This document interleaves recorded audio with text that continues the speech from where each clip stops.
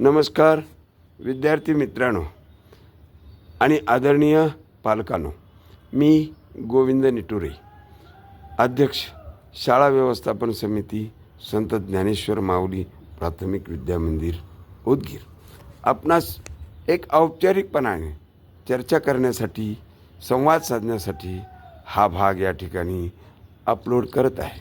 कृपया हा भाग पूर्ण लक्ष देऊन पहा, ऐका आणि पटलं तर या चॅनलला सबस्क्राईब तर आपण केलेलंच आहे, इतरांनी करण्यास भाग पाडा, इतरांनाही करा आणि जेणेकरून प्रत्येक विद्यार्थ्याच्या जीवनामध्ये स्वयं अध्ययनाची प्रवृत्ती निर्माण होईल, स्वयं अध्ययन करण्याची इच्छा निर्माण होईल आणि ते जीवनामध्ये यशस्वी होतील. कारण हे मी का सांगतो, कारण मी इयत्ता 5वीपर्यंत पुस्तक वाचू शकत नव्हतो. मला सगळे डोळ झाक्या म्हणायचे, हा काही अभ्यास करू शकत नाही, हा शिकू शकत नाही, याला अक्कल नाही, अशा पद्धतीचं ते माझा उल्लेख करायचं. परंतु माझ्या आजोबांनी मला जवळ घेतलं आणि दररोज मला वाचनाची गोडी इतकी गोडी लावली की माझ्या लक्षात आलं की आपण स्वतः अभ्यास केलो तर सगळंच काही करू शकतो. आणि खरोखरच मी त्या ठिकाणी वाचन सुरू केलं. वाचत वाचत ज्ञानेश्वरी वाचली आणि मग एकदम ज्ञानाचा प्रकाश, म्हणजेच ज्ञान कसे मिळवावे, शिक्षण कसे घ्यावे आणि शिक्षण घेतल्यामुळे किती माणसाचा बदल होतो हे मला त्यावेळेस जाणवलं. आणि मग मी 24 तास पुस्तकांच्याच सहवासात सुरुवातीपासून राहिलो आणि माझ्या जीवनामध्ये मी जे काही खटकलो, मी जे काही चुका केल्या, त्या चुका माझे विद्यार्थी करणार नाही, पुढची पिढी करणार नाही. माझा अनुभव त्यांना कधी नेहमीच उपयोगाला पडावा, कारण प्रत्येकाना अनुभवासारखा दुसरा गुरु नाही हे खरं आहे, परंतु प्रत्येकाना अनुभव घेणे हे फार कठीण काम असतं. त्याच्यासाठी वेळ आणि खर्चही खूप करावा लागतो, त्यापेक्षा मेहनत ही करावी लागते. अंतिम ज्ञान ज्यांनी प्राप्त केलेलं आहे त्या ज्ञानाचा उपयोग करून घेऊन आपण वाटचाल करू शकतो. अगदी याच न्यायाने थॉमस अल्वा एडिसन यांनी जो बल्बचा शोध लावला, 1879 पूर्वी या जगामध्ये दिवे होते, बल्ब नव्हते, परंतु थॉमस अल्वा एडिसन यांनी हा बल्बचा शोध लावला. संपूर्ण जग प्रकाशित झालं. कशामुळे झाले? कारण अल्वा एडिसन जवळपास 10,000 प्रयोग केले आणि बल्बचा शोध लावला. बऱ्याच जणांनी त्यांना विचारलं होतं की 10,000 वेळेस प्रयोग करून आपण इतकं निराश कसे झाला. तर थॉमस अल्वा एडिसन म्हणतात की मी खूप संशोधन केलं, अभ्यास केलो आणि प्रत्येक वेळेस माझ्या शोधाच्या, संशोधनाच्या, ज्ञानाच्या जवळ जात होतो. माझा प्रवास जवळ होत होता, म्हणून मला निराश वाटायचं कारण नाही. आणि त्यांनी जीवनामध्ये 1093 आविष्कार केले. ते वेगवेगळे आविष्कार मी सांगत बसत नाही, कारण ते तुम्हाला पुस्तकामध्ये, विश्वकोशामध्ये किंवा बल्बच्या मोबाईलच्या माध्यमातून सगळं काही माहिती मिळतं. परंतु एडिसनचं बालपण थोडं आपण 2 मिनिटामध्ये बघूया. एडिसन ज्यावेळेस शाळेत होता त्यावेळेस सर्वच जण त्याला वेडा म्हणायचे, कारण सर हे खूप चिडायचे, कारण तो वर्गात बसला की आकाशाकडे बघायचा. आता हे बघा, हे आकाश आहे, ह्या आकाशामध्ये किती ढग आहेत, त्या ढगांचे आकार कोणते आहेत, ह्या आकाराची तो कल्पना करायचा.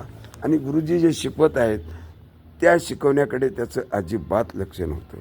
आणि म्हणून गुरुजींनी त्याच्या आईला बोलावलं आणि परत पाठवून दिलं आणि एक चिठ्ठी हातात दिली. ती चिठ्ठी घेऊन आई त्याला घेऊन घरी आली आणि आईला विचारलं, आई गुरुजींनी काय लिहिले? तर त्यावेळेस एडिसनला त्याच्या आईने सांगितले, बेटा तू एक प्रतिभावान, अत्यंत हुशार असा मुलगा आहेस आणि या शाळेमध्ये तुझ्या शिक्षणाची सोय होऊ शकत नाही, दुसऱ्या शाळेत घाला. म्हणून मी ठरवलं आहे की आता तुझा अभ्यास घरीच करायचा. तेव्हापासून एडिसन संशोधन करू लागला, घरीच अभ्यास करू लागला, अनेक प्रयोग करू लागला. त्याची जिज्ञासा, खरं तर बघा ज्ञान कुठे प्राप्त होते? जिज्ञासेतून होते. हे कसं आहे, हे का, अशा पद्धतीचे अनेक प्रश्न तो शाळेतील विचाराचा. म्हणूनच शाळेतील सरांनी त्याला हाकालून दिलं होतं. तर असाच तो विचार करत होता. पक्षी गात होते, उडत होते. मग पक्षी कसे उडतात हा त्याचा खरा प्रश्न होता. आणि मग त्यांनी काय केलं, पक्षी काय खातात पाहिलं. पक्षी किडे खात होते आणि पक्षी किडे खात असल्यामुळे त्याच्या लक्षात आलं किंवा त्याला वाटलं पक्षी किडे खातात म्हणून आकाशात उडतात. म्हणून त्याने संपूर्ण किडे गोळा केले आणि त्या किड्याची कुटणं तयार करून आपल्या मित्राला पाजलं. आता ते पक्षी कधी उडतील मित्र हे तो पाहत होता. आणि मग मित्राची तब्येत बिघडली आणि मग सगळेच आईवडील त्याच्याबद्दल इतके नाराज झाले की त्याची संगती तुटली. आणि नंतर लहान वयातच 12व्या वर्षी तो रेल्वेमध्ये कामाला गेला. तिथे अनेक प्रयोग करू लागला, काम करू लागला. आणि एके दिवशी प्रयोग करत असताना एक रासायनिक पटकन डब्यामध्ये पडला आणि डब्याला आग लागली. त्यामुळे तेथील रेल्वे मास्टरने त्याच्या थोबाडीत दिली. त्याचं कान बहिरे झालं आणि तो ऐकू शकत नव्हता. परत त्याला अजून आव्हान मिळालं आणि त्याचं संशोधन घरी सुरू झालं. अवघ्या वयाच्या 15व्या वर्षी तो वर्तमानपत्र स्वतः छापून विकत फिरू लागला. त्या अशा अनेक गोष्टी तो केल्या. लहान वयातलीच एक गंमत आणखी मी आठवली म्हणून सांगतो की पूर्वी बल्ब नव्हते. त्यांनी बल्ब नसल्यामुळे दिवे होते. आणि मग आईला विचारलं, आई हे काय आहेत. आईनं सांगितलं हे दिवे म्हणजेच सूर्याचं पिल्लू आहे. सूर्याचं पिल्लू म्हणल्यावर एडिसनला उत्सुकता झाली. आणि मग सगळे झोपल्यावर गुपचूप एक दिवा घेतला आणि गंजी म्हणजे जनावराच्या चाऱ्याची कडबा असलेली बनीम त्या बनीमध्ये ठेवला आणि येऊन झोपला तो. त्यानंतर आग लागली. आग लागल्यानंतर सगळे लोक गोळा झाले, आग विझवू लागले. आणि मग हाही उठला आणि त्यानं म्हणला काय झालं काय झालं. आग लागले विझवत आहोत. आणि त्यावेळेस गंमत अशी की याने विचारला की माझं सूर्याचं पिल्लू मी इथे ठेवलं होतं कोठे आहे. सर्वांच्या लक्षात येण्याच्या आधीच आईनं त्याला पकडून घरात नेला आणि गप्प बैस म्हणलं.